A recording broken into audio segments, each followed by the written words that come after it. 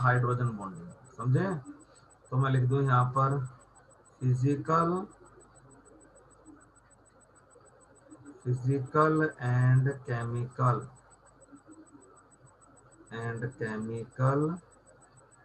properties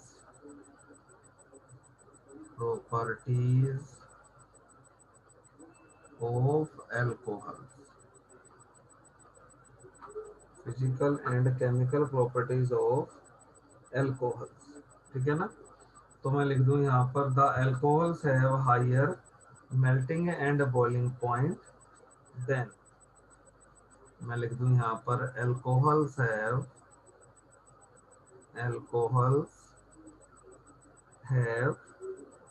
higher melting and boiling point then alcohols have higher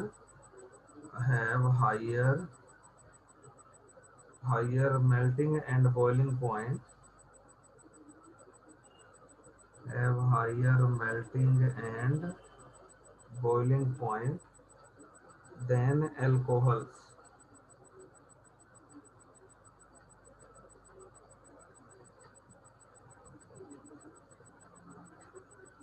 melting and boiling point than alcohols। Sir alcohols का ही तो ज्यादा है, ओ यहाँ पे वो अच्छा आएगा अच्छा, ना अल्काइल। अरे एल्काइल हैलाइड, ठीक है, then alkyl halide,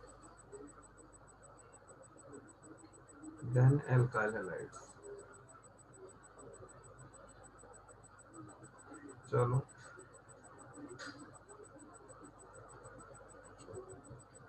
then alkyl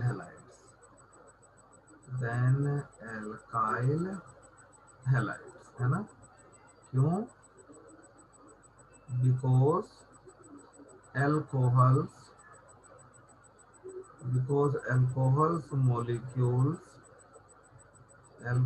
molecules are highly associated due to hydrogen bonding, whereas alkyl halides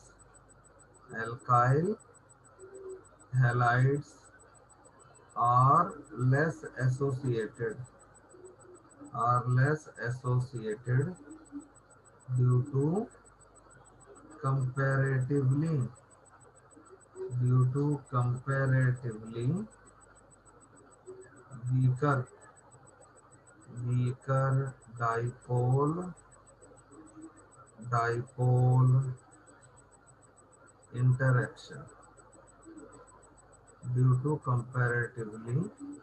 weaker dipole interaction, इस वजह से, ठीक है? और एक बात और देखो यहाँ पर ईथर, मैं लिख दूं यहाँ पर ethers have very low melting point and boiling point, because ethers have very low melting and boiling point because ethers possess a very weak dipole, so ethers are held together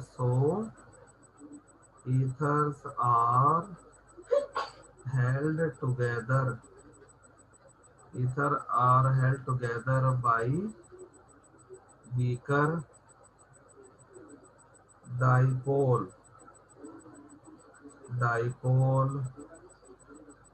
interactions। क्योंकि ether में क्या होता है, देखो molecule polarise क्यों नहीं होता?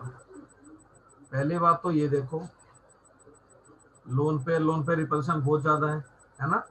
तो लोन पेयर है यहाँ पर। दूसरी बात को भी अगर देखूं, इस कार्बन पर अगर मैं डेल्टा पॉजिटिव कर दूं, इस ऑक्सीजन पर डेल्टा नेगेटिव, तो अब इस ऑक्सीजन पर नेगेटिव चार्ज आने की वजह से यहाँ से इलेक्ट्रॉन नहीं खींचता ये, समझे? तो ये वाला बॉन्ड पोलराइज नहीं होता आपका, इसलिए डायपोल क्या रहता है? वीक रहता है।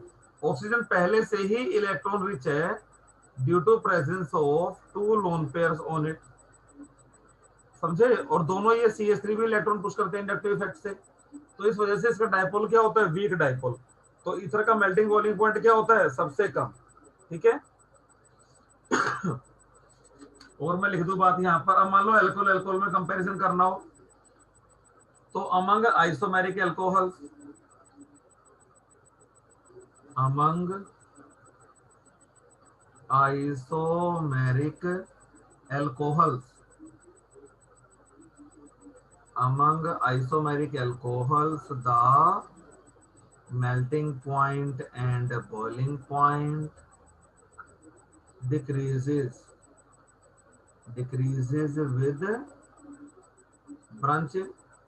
तो सबसे ज्यादा किसका रहेगा, पेंटेनॉल का, और जैसे जैसे मैं ब्रांचिंग करता जाऊंगा वैसे वैसे क्या होगा, एक्सपोज सरफेस एरिया कम होता जाएगा आपका, जिससे कि मेल्टिंग बॉइलिंग पॉइंट क्या करेगा आपका, डिक्रीज करके चलेगा, CH2OH, और इससे कम किसका हो जाएगा, इसका CH3, और यहाँ पर OH कर दो, और ये भी क्या हो गया आपका CH3, और यहीं पर लिख दो आप CH2OH, है ना। तो जैसे जैसे ब्रांचिंग बढ़ेगी मेल्टिंग और बॉइलिंग पॉइंट कम होता जाएगा आपका।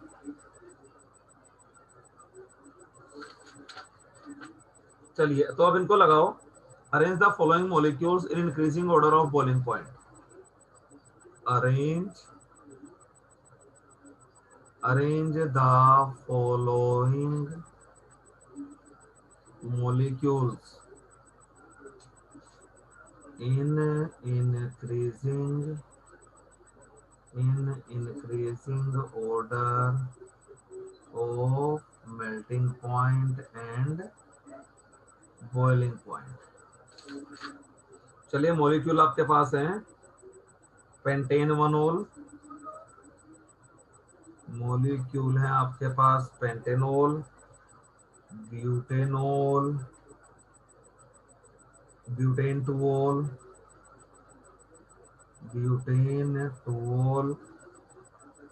इथेनॉल, इथेनॉल,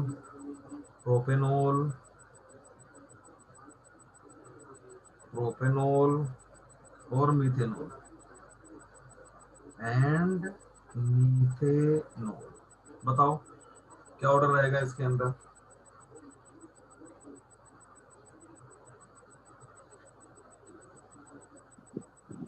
सर सबसे ज्यादा मिथेनॉल का, फिर इथेनॉल, प्रोपेनॉल, फिर ब्यूटेनॉल और फिर सबसे पेंटेनॉल। ज्यादा मीथेनॉल का, हाँ जी सर। ऐसे कैसे, सर सबसे ज्यादा इंक्रीजिंग ऑर्डर में। हाँ तो सबसे ज्यादा मीथेनॉल का कैसे भाई, मिथेनॉल में तो एक ही कार्बन एटम है भाई, हाइड्रोजन बॉन्डिंग तो सभी अल्कोहल में होगी ना, हाइड्रोजन तो बॉन्डिंग सर सभी सबसे ज्यादा करेंगे फिर ना सब, पेंटेनॉल का होगा। और क्या, तो मिथेनॉल से ज्यादा किसका, इथेनॉल का, CH3 CH2OH, इससे ज्यादा किसका, प्रोपेनॉल का, है ना, क्योंकि वंडरवाल फोर्सेस ऑफ अट्रैक्शन भी तो बढ़ेंगे ना आपके, अब हाइड्रोजन बॉन्डिंग तो सभी कर रहे हैं, तो जैसे जैसे कार्बन चेन बढ़ेगी वैसे वैसे वंडरवाल फोर्सेस ऑफ अट्रैक्शन बढ़ते जाएंगे। इसके बाद ब्यूटेनॉल का, ब्यूटेनॉल दो है, ब्यूटेन-1 और ब्यूटेन-2। तो ब्यूटेन-2 में तो ब्रांचिंग है ना, तो ब्रांचिंग वाले का क्या हो जाएगा, स्टेट वाले से कम हो जाएगा, CHOH CH3, और फिर ब्यूटेनॉल। बताओ क्या दिमाग लगाते हो, हैं, और लास्ट में क्या लिखना है फिर, पेंटेनॉल, है ना, और लास्ट में हमें लिख देना है CH3 CH2 CH2 CH2 CH2OH, ये लिखना है, ठीक है। चलिए इसके बाद आ गया आपका, इनको बताओ, इनको अरेंज करो, चलो इनको अरेंज करो, रेड से लिख रहा हूं मैं इनको। एक है आपका पेंटेनवनोल, यानी कि पेंटेनॉल, दूसरा है नॉर्मल ब्यूटेन,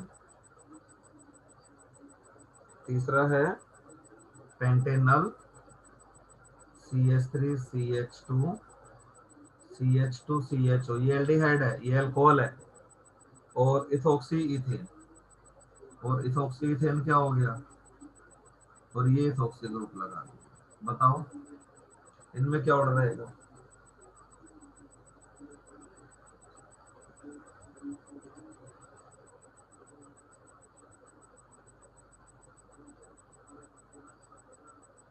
बोलो।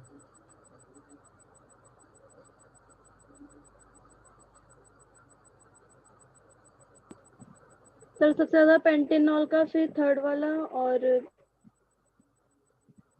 हाँ, सर उसके बाद होगा एन-ब्यूटेन, और फिर फोर्थ। तुमने इसका क्या कर दिया, एन ब्यूटेन का कम किया, ज्यादा किया? बोलो। सर इसमें मतलब ज्यादा ज्यादा करो। तो किसका ज्यादा किसका कम, सबसे ज्यादा किसका? सर पेंटेनॉल का। चलो ये बात तो ठीक है तुम्हारी, मैं ले लेता हूँ, सबसे ज्यादा हो गया पेंटेनॉल का, इससे कम किसका? Sir third. थर्ड कौन सा है? पेंटेनॉल, बिल्कुल ठीक है, डाइपोल डाइपोल अट्रैक्शन है। CH3 CH2 CH2 सर फिर CH3। एन-ब्यूटेन, उसके बाद फोर्थ वाला। अरे ये क्यों, ये थोड़े ना इथर आएगा उसके बाद ब्यूटेन आएगा आपका, सबसे कम ब्यूटेन तो नॉन पोलर है। सर क्यों? ब्यूटेन में तो बेटा कोई पोल ही नहीं है, ये देखो ना, अच्छा ठीक। ब्यूटेन तो पूरी तरह नॉन पोलर है, यहाँ तो खाली वंडरवाल फोर्सेस ऑफ अट्रैक्शन है। और ईथर में डाइपोल भले ही पुअर हो, है तो सही ना, बेकारी डाइपोल है, घटिया डाइपोल है, ये तो बिल्कुल ही नॉन पोलर है, ठीक है ना, पुअर डाइपोल है लेकिन नॉन पोलर से तो बेटर ही है ना, इसलिए इथोक्सी इथेन OCH2। यहाँ थोड़े बहुत तो डाइपोल डाइपोल अट्रैक्शन होंगे ना, तो यहाँ कौन से अट्रैक्शन है, डाइपोल डाइपोल, यहाँ भी कौन से अट्रैक्शन है, डाइपोल डाइपोल, है ना, DD। और यहाँ पर क्या लिख दूं मैं, हाइड्रोजन बॉन्डिंग, यहाँ पर कौन से अट्रैक्टिव फोर्सेज हैं, हाइड्रोजन बॉन्डिंग। तो डाइपोल यहाँ भी था, यहाँ भी वीक डाइपोल था, है ना, और यहाँ कंपेरेटिवली क्या है, स्ट्रॉन्गर डाइपोल है आपका। यहाँ तो डाइपोल है ही नहीं, खाली कौन से फोर्सेज हैं, वंडर वॉल। समझ गए हाँ डिफरेंस जी क्यों सर। चल रहा है ना? अब आ जाओ केमिकल प्रॉपर्टीज पे, chemical properties of alcohol, chemical properties of alcohol, chemical properties of alcohol. तो देखिए इसके अंदर क्या होता है आपका, अब अगर एल्कोहल के स्ट्रक्चर को मैं समझूं तो कहानी यहाँ दो तरीके से है आपकी, कैसे, देखिए ये एल्कोहल है, मान लो इथेनॉल ले लिया मैंने, O और H, तो दो पॉसिबिलिटी हैं, या तो मैं OH का बॉन्ड तोड़ दूं, है ना, तो फिर मेरे पास बचता है CH3 CH2O माइनस और H प्लस। तो अब ये कैसे काम करेगा, न्यूक्लियोफाइल की तरह, है ना, अगर OH का बॉन्ड टूटता है तो। और अगर यहां से मैं C और O का बॉन्ड तोड़ता हूं, CH3 CH2 प्लस और OH माइनस, तो अब कैसे काम कर रहा है ये, इलेक्ट्रोफाइल की तरह, है ना। तो यहाँ पे हमने क्लीवेज कौन सी करी, यहाँ पर मैं लिखता हूं cleavage, cleavage of OH bond, और यहाँ पर हमने कौन सी क्लीवेज करी, cleavage of CO bond, cleavage of CO bond, है ना। तो मैं लिख दूं यहाँ पर, so alcohol molecules act as versatile molecules, है ना। मैं लिख दूं यहाँ पर, alcohol molecules are very versatile molecules because under given sets of conditions, under given sets of conditions the alcohol molecule can behave as an electrophile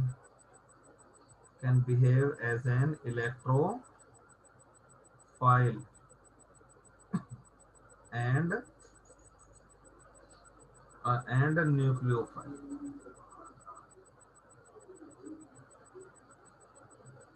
So they possess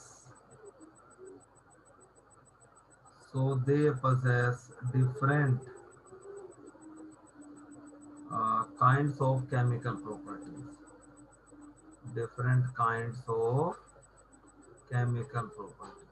है ना? तो अगर O और H का बॉन्ड टूट गया तब तो ये इलेक्ट्रोफाइल न्यूक्लियोफाइल की तरह काम करेंगे, और अगर C और O का बॉन्ड टूट गया तो फिर ये इलेक्ट्रोफाइल की तरह काम करेंगे। तो पहला आता है reactions involving cleavage of OH bond, reactions involving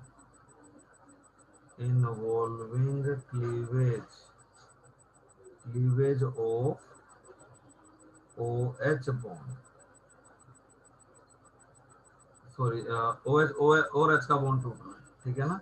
तो आएगा action of active metals, active metals.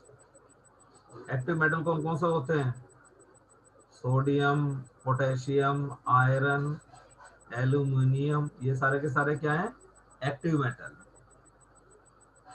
तो देखो रिएक्शन यहाँ पर CH3 CH2OH और प्लस में Na डाल दिया।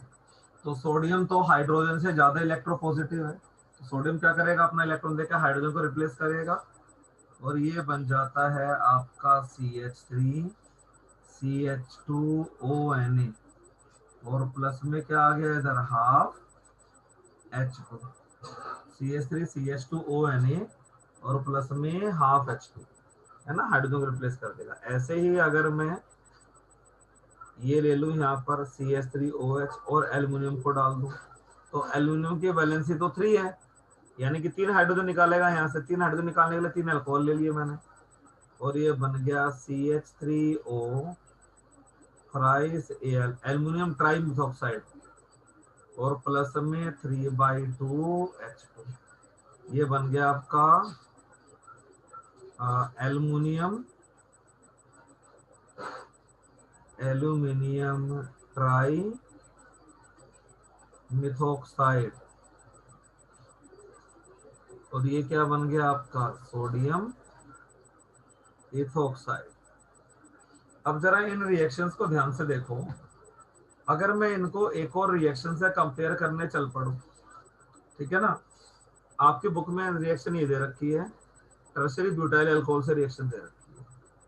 देखिए CH3C CH3 CH3OH, है ना? और प्लस में एल्युमिनियम डाला हुआ है, तो वही कहानी है, 3 हाइड्रोजन हटेगा आपका और ये बन गया आपका CH3C CH3 और O डैश, है ना? ये 3 बार आपका और Al प्लस 3/2 H, ये हो गया aluminium tertiary butoxide. This is aluminium tertiary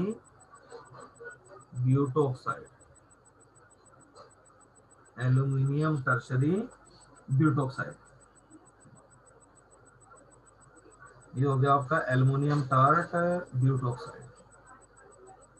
अब देखो, अगर मैं एक रिएक्शन को और लिखने जाऊं, यहाँ पर मैं लिख दूं HCl प्लस में Na, क्या बनेगा यहाँ पर? NaCl प्लस में हाफ ऑफ H2। ये रिएक्शन मैं सेकंड लिख दूं, it is A second reaction, ठीक है? और इसको देखो, अगर मैं कंपेयर करूं इस वाली फर्स्ट रिएक्शन, तो देखो जरा ध्यान से, दोनों को कंपेयर करने की कोशिश करो। Na है हाफ H2 निकल रहा है, Na है हाफ H2 निकल रहा है, और ये एक एसिड है HCl, ये एक सोल्ट है। तो जैसे HCl एसिड है, वैसे ही अल्कोहल को भी क्या होना पड़ेगा, एसिड होना पड़ेगा ना। तो मैं लिख दूं यहाँ पर it should be N acid. नहीं, ये तो पढ़ा हुआ है हमने इलेक्ट्रोकेमिस्ट्री में कि अगर कोई मॉलिक्यूल एक्टिव मेटल के साथ रिएक्ट करके हाइड्रोजन रिलीज करता है तो उसे हम क्या बोलेंगे, एसिड बोलेंगे ना। हाँ जी। Active metals liberates hydrogen gas, है ना, फ्रॉम एन एसिड। एसिड से एक्टिव मेटल क्या करता है, हाइड्रोजन गैस रिलीज करता है ना, या नहीं। तो मैं लिख दूं यहां पर since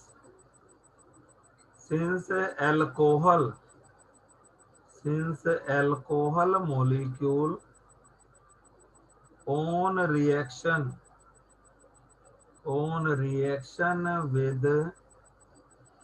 on reaction with active metal liberate hydrogen gas, so alcohols are acidic in nature। इसलिए अल्कोहल क्या है, नेचर वाइज एसिडिक है आपके। अब बात ये आती है, क्या अल्कोहल स्ट्रॉन्ग एसिड है या अल्कोहल वीक एसिड है। अब बात घुमा फिरा के आपकी ये आती है, क्या अल्कोहल वीक एसिड है या अल्कोहल आपका स्ट्रॉन्ग एसिड है। बताओ, अल्कोहल और वाटर को अगर हम कंपेयर करें एसिडिक कैरेक्टर में, तो ज्यादा स्ट्रॉन्ग एसिड कौन होगा और ज्यादा वीक एसिड कौन होगा, बोलो। अल्कोहल वीक एसिड है या वाटर वीक एसिड है, बोलो। सर वाटर वीक एसिड है। वाटर वीक एसिड है, क्यों, कैसे। अच्छा, एसिड को हम पहचानते कैसे हैं। एसिड को हम ऐसे पहचानते हैं ना कि वो हमें H प्लस देता है या नहीं, हाँ जी है ना, H प्लस देता है। अच्छा, H प्लस देता है, इसका मतलब क्या है, OH बॉन्ड वीक है या नहीं, है ना। हाँ जी सर। तो मैं लिखता हूं यहाँ पर अगली heading, comparison of acidic character, comparison of acidic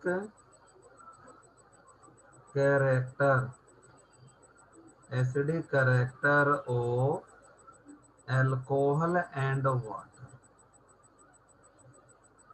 तो एसिड क्या होता है, प्रोटॉन रिलीज करने के बाद कॉन्जुगेट बेस बनाता है ना। तो मैं लिख दूं यहाँ पर after loss of A proton, after losing A proton acid forms conjugate base, है ना। और मैं लिख दूं यहाँ पर as we know that a weak acid has a strong conjugate base। weak acid का conjugate base क्या होता है, strong, and vice versa,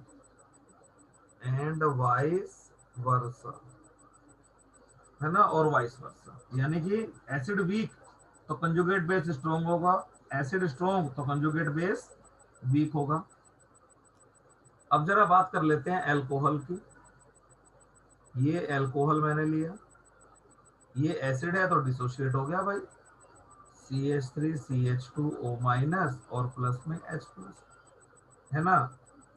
ये क्या है, ethoxide ion, this is ethoxide ion. और ये है क्या, कॉन्जुगेट बेस है ना, कॉन्जुगेट बेस। और कैसा बेस है ये बताओ, CH3CH2O माइनस। स्ट्रॉन्ग बेस है वीक बेस है, बोलो। सर कौन सा? Ethoxide ion. सर मैं बोलो। बता रही हूँ।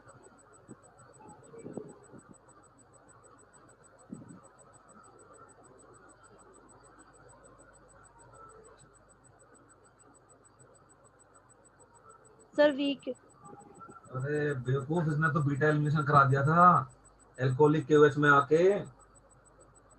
ये तो बेटा स्ट्रॉन्ग बेस है। स्ट्रॉन्ग बेस कौन होता है? जिसका इलेक्ट्रिक फील्ड स्ट्रॉन्ग होता है। तो देखो ना, ओ पे तो नेगेटिव चार्ज है और इथाइल ग्रुप क्या कर रहा है? बढ़ा रहा है इस नेगेटिव चार्ज को, या नहीं? तो ये तो स्ट्रॉन्ग बेस हो गया ना। तो मैं लिख दूं यहां पर, ये ओके कैसा सर। बेस है? स्ट्रॉन्ग। कंजुगेट बेस स्ट्रॉन्ग है आपका। तो मैं लिखूं when water is added, when water is added, when water is added, the ethoxide ion, the ethoxide ion accepts a proton,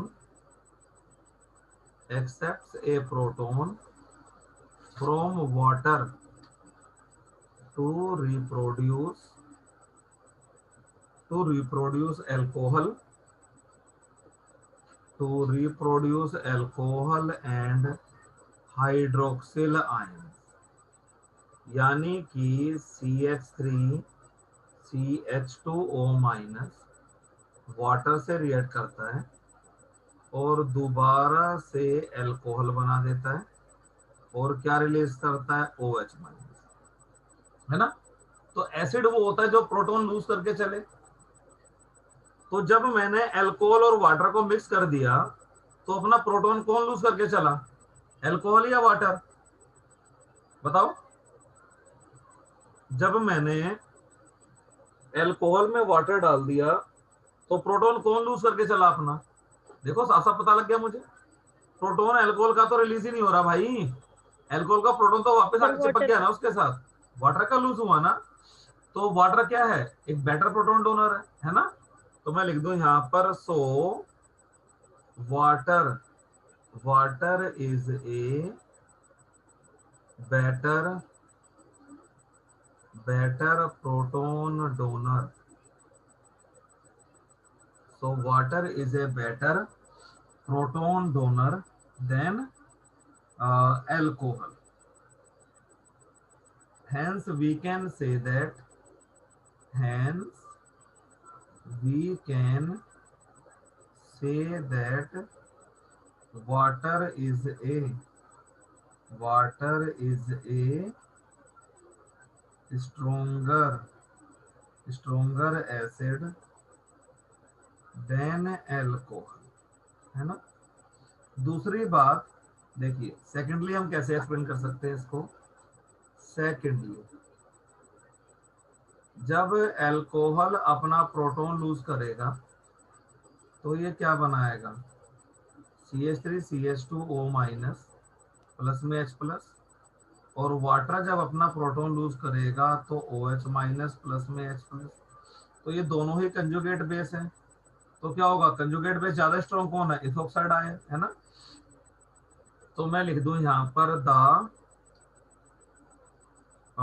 the ethoxide ion, the ethoxide ion, the ethoxide ion is a stronger, is a stronger conjugate base, is a stronger conjugate base than hydroxyl ion। So alcohols are weaker acid than water। Alcohol क्या है? Water से गया गुजरा acid है। तो मैं लिख दूं यहां पर, ठीक है ना? तो जब वाटर NaOH से रिएक्ट नहीं करता तो अल्कोहल भी क्यों रिएक्ट करेगा? समझे? तो अगली बात मैं लिख दूं यहां पर, so alcohols, so alcohols don't react with NaOH, क्योंकि NaOH से वाटर ही रिएक्ट नहीं कर रहा, जबकि वाटर तो कंपैरेटिवली स्ट्रॉन्ग एसिड है। तो जब वाटर रिएक्ट नहीं कर रहा तो अल्कोहल कहां से रिएक्ट करेगा, ठीक है ना। So alcohol doesn't react with NaOH because alcohol is a poor acid, because alcohol is a poor acid, alcohol अपना H प्लस देता ही नहीं, and NaOH is a strong base, और NaOH क्या है आपका, एक स्ट्रॉन्ग बेस है। समझ में आ गई बात ये वाली, ठीक है भाई। हाँ जी सर। तो अल्कोहल में मैं सोडियम हाइड्रोक्साइड डालूंगा तो कुछ नहीं होगा, ठीक है ना, नो रिएक्शन। क्यों? क्योंकि वाटर ही रिएक्ट नहीं करता है NaOH से, खाली टूट जाता है NaOH Na प्लस और OH माइनस में, है ना। तो जब वाटर रिएक्ट नहीं कर रहा, जबकि वाटर स्ट्रॉन्ग एसिड है अल्कोहल से, तो फिर अल्कोहल कैसे रिएक्ट कर जाएगा। तो अल्कोहल NaOH से alcohol doesn't react with strong base by because it is a poor acid. अब आता है यहाँ पर cause of acidic character of alcohol, cause of acidic character, cause of acidic character of alcohol। Alcohol का acidic होने के पीछे क्या रीजन है। तो एसिड होता है भाई, प्रोटॉन रिलीज करता है ना। तो प्रोटॉन रिलीज करने के लिए क्या होना चाहिए, और H का बॉन्ड पोलर होना चाहिए, है ना। cause of acidic character of alcohol is very high polarity of OH bond, ठीक है ना। cause of acidic character is very high polarity of OH bond, OH bond का बहुत ज्यादा पोलर होगा, ठीक है। अब आ जाए अगले line, comparison of acidic character, comparison of acidic character, comparison of acidic character of different alcohols, comparison of acidic character of different alcohols।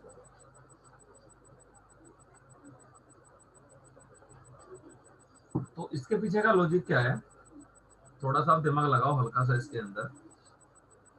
Comparison of acidic character of different alcohols, OH bond जितना week होगा उतनी जल्दी वो electron release कर देगा, है ना। तो बॉन्ड बनता किससे है, इलेक्ट्रॉन की शेयरिंग से। इलेक्ट्रॉन ज्यादा है तो शेयरिंग ज्यादा होगी, बॉन्ड स्ट्रॉन्ग बनेगा, और इलेक्ट्रॉन कम है तो शेयरिंग कम होगी, और बॉन्ड क्या बनेगा आपका, कंपैरेटिवली वीक बनेगा, है ना। तो इसके लिए आपको इस लाइन को हमेशा ध्यान रखना है, lesser is the electron, lesser is the electron density in OH bond, greater will be the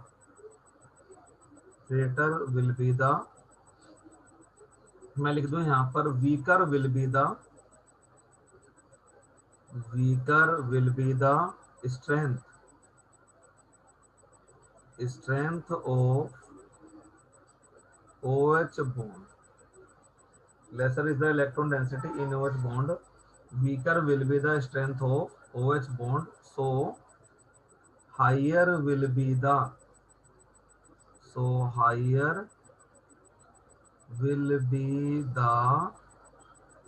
ease of release of proton। तो प्रोटॉन को रिलीज करना क्या हो जाएगा, उतना ही ज्यादा आसान हो जाएगा, है ना। So stronger will be the acidic character. तो अब जरा इन्हें कंपेयर करो, which will be most acidic and why? Which of following will be more acidic, and why? तो एक है यहाँ पर आपका CH3, CH2, CH2OH ब्यूटेनॉल, एक है आपका CHOH, CH2CH3, और एक है आपका ये। बताइए इनमें सबसे बढ़िया एसिड कौन होगा? आइसोमेरिक एल्कोहल ही है, चारों के तीनों 4 कार्बन एटम वाले एल्कोहल हैं। इन तीनों में सबसे ज्यादा एसिडिक कौन होगा और क्यों होगा?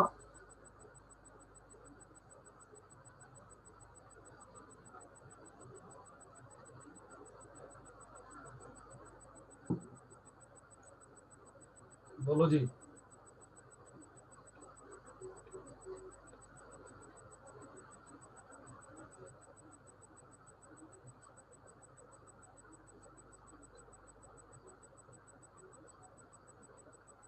सर अब हमें इसमें इलेक्ट्रॉन डेंसिटी देखनी पड़ेगी ना OH बॉन्ड में? हाँ, OH बॉन्ड में देखनी पड़ेगी बिल्कुल।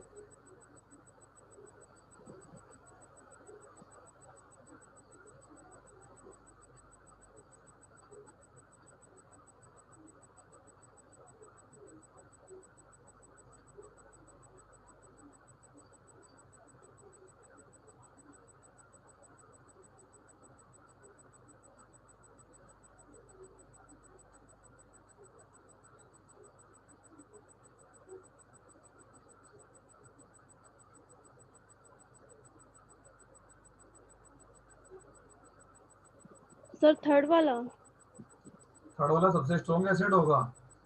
कैसे? कैसे सर नहीं बताओ है। मुझे, तुम बताओ तो सही, कैसे? लॉजिक तो बताओ। सर मुझे इसमें इलेक्ट्रॉन डेंसिटी ज्यादा लग रही है।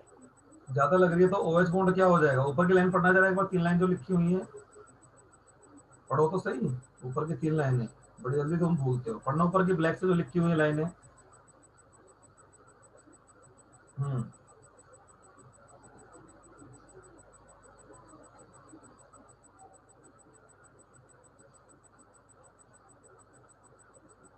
सर फर्स्ट वाला होगा।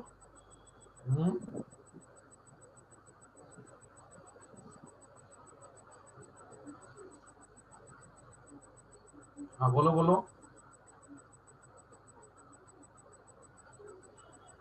सर एक बार आप बता दो। अरे देखो ना ऊपर वाले लाइन में क्या लिखा हुआ है, पहले उससे इसको समझो। OH बॉन्ड में इलेक्ट्रॉन डेंसिटी जितनी कम होगी, है ना, उतना OH बॉन्ड क्या होगा?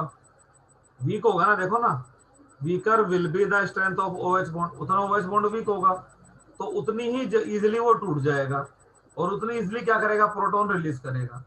तो इधर का अगर मैं OH बॉन्ड देखूं, पहले वाले में OH बॉन्ड, तो देखो इलेक्ट्रॉन कौन पुश कर रहा है इधर? एक ही अल्काइल ग्रुप इलेक्ट्रॉन पुश कर रहा है ना खाली। देखो इसमें एक ही अल्काइल ग्रुप है, इसमें इलेक्ट्रॉन हाँ जी डेंसिटी सर। पुश करने वाले कौन है? 2 अल्काइल ग्रुप है ना। और इसमें इलेक्ट्रॉन डेंसिटी पुश करने वाले कौन है? 3 अल्काइल ग्रुप है ना। तो OH बॉन्ड यहाँ क्या हो गया आपका? सबसे स्ट्रॉन्ग हो गया ना आपका। तो मैं लिख दूं यहाँ पर among isomeric alcohols, among isomeric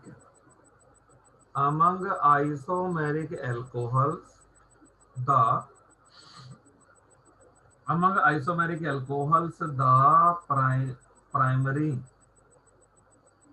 primary alcohols are most acidic. The primary alcohols are more acidic because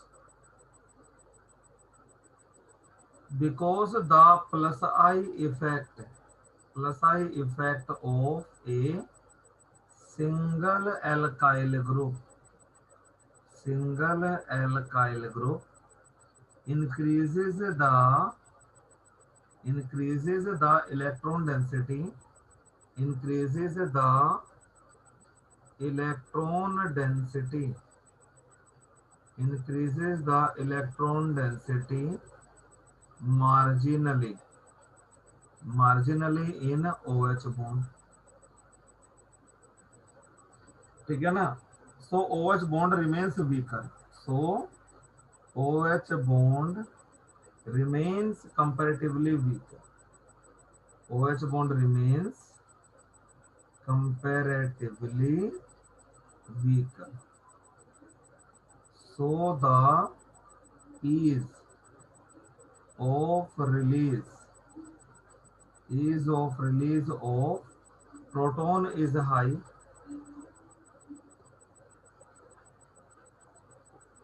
है ना। अब मैं लिखूं यहां पर due to plus I effect of two alkyl groups, of two alkyl groups in secondary alcohol, the electron density increases, the electron density increases in OH bond, so OH bond becomes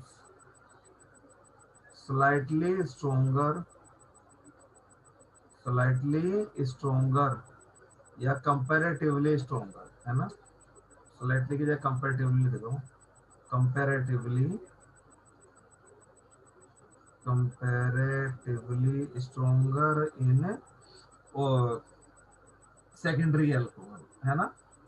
तो OH bond comparatively strong हो गया, so the ease of release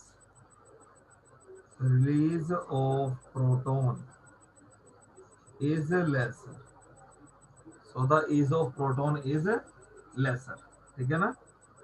और फिर मैं लिख दूं यहाँ पर hence acidic character decrease, है ना।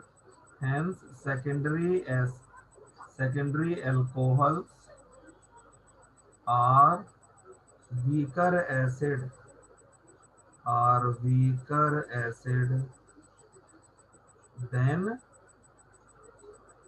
than primary alcohols, है ना। प्राइमरी अल्कोहल से क्या है, ये आपका